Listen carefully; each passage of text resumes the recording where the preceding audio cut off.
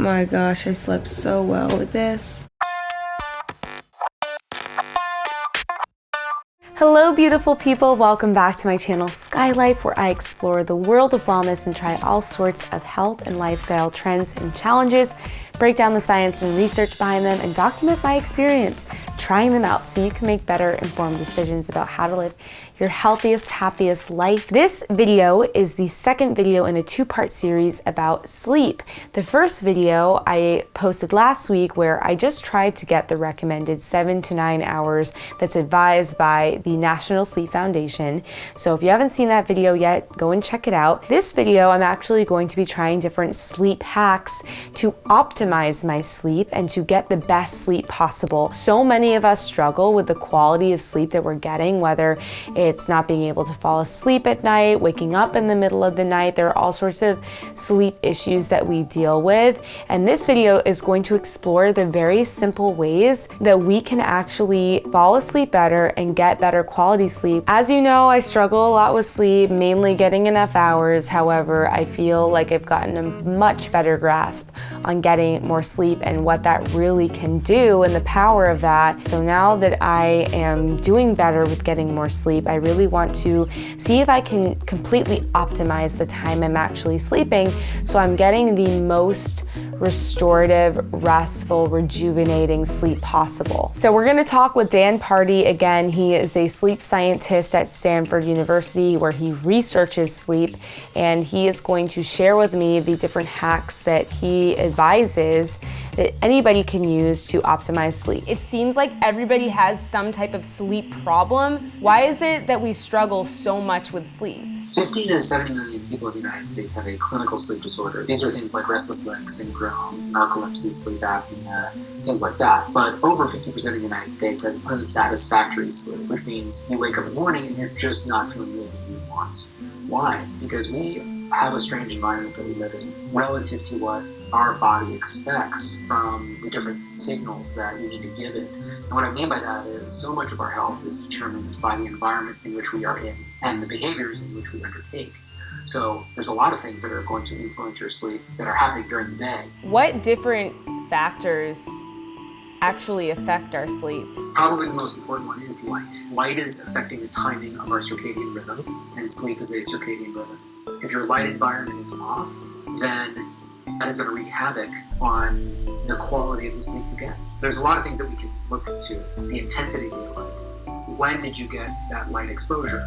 What is the spectrum of light? So think about the type of light that you get in midday. It's full spectrum white light. Now, full spectrum white light has a lot of blue light in it. So blue light doesn't have to actually look blue. It's just represented in full spectrum white light. LEDs were invented by the Japanese in 1992, and for the first time ever, an electric light can give off full spectrum white light. So incandescent light before that naturally was more like the tone of sunset. It was more like the tone of light that we would get from fire or sunset. It was less harmful to our circadian rhythms. But now we have LEDs not only in our ceiling bulbs but also in our screens. Computer screens, smartphones, etc. This is one of the reasons why I wear blue filtering glasses. I should be wearing mine. I have some too. I struggle a lot with technology and using it too much at night. I'm often up late editing and I will use my phone in bed, which is not good. A big part of my mission is how do we stay human in the digital age where we're always being pushed to live in a manner that is not good for the body.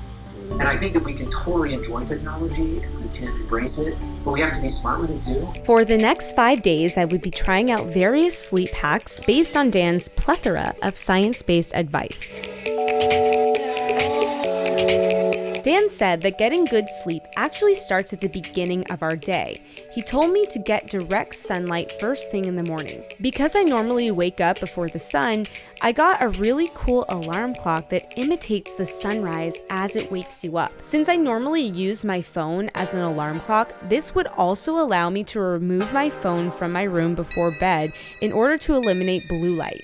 That would also mean no more late night editing. I would turn off all tech at least 1 hour before bed. Dan also said to wear my blue light blocking glasses throughout the day to mitigate the consequences of staring at a screen all day long. I tried to create warm, cozy lighting in my room by putting up Christmas lights and lighting a candle before bed. My cool new alarm clock is also designed to give off a warmer light, optimal for sleep quality. I must say, this lighting is really doing something to me. I feel so calm and peaceful and zen by just making a few changes to the lighting. Every night before bed, no matter what time it is, I always do this ritual. This is my favorite part of my day, where I roll out all the tension in my face with this crystal face roller.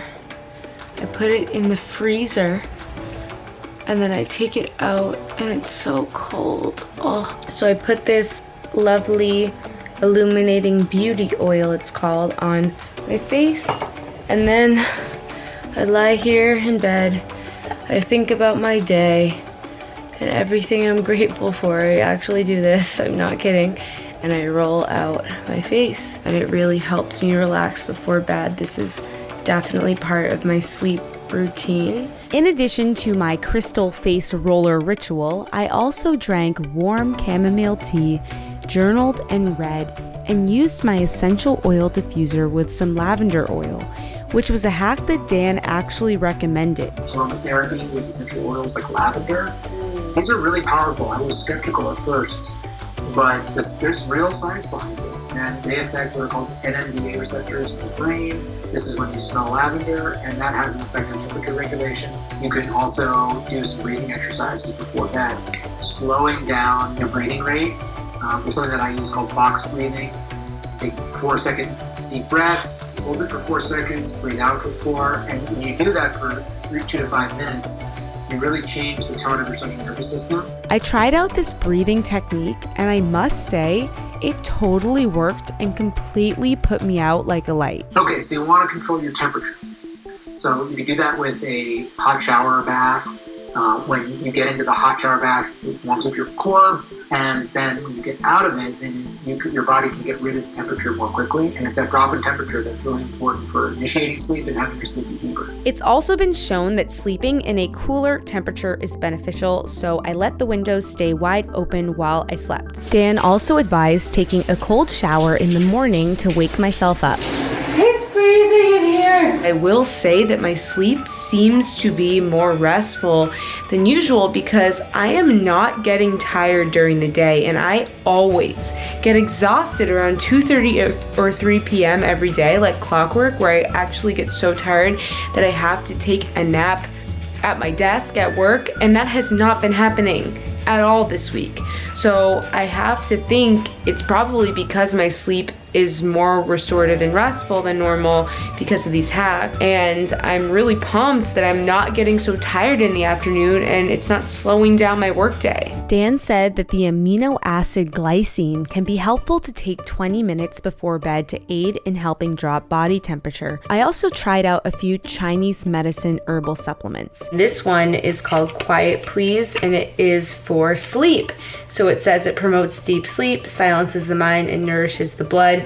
And basically, I think it's based on Chinese medicine. So it has all different herbs that I actually have no idea what they are, except for theanine, which is an amino acid. This isn't something that Dan necessarily told me to do. I'm just doing it because why not? I got these supplements for free, and they promote sleep, so might as well try it. I'm gonna take 2, and then I'm going to bed in about a half hour. However, when I asked about other sleep aids that people typically use, I was surprised by his answer. So I'm wondering how alcohol and cannabis affect your sleep, because you hear of people using them as tools to fall asleep, but is that harmful to the sleep quality that we get? Both of those are problematic. With alcohol, more people know that because you feel terrible after a night of drinking. And one of the reasons is that it is affecting the neurotransmission in the brain for a neurotransmitter called GABA. As alcohol metabolizes, it can wake up the brain and prevent it from getting into deeper stages of sleep.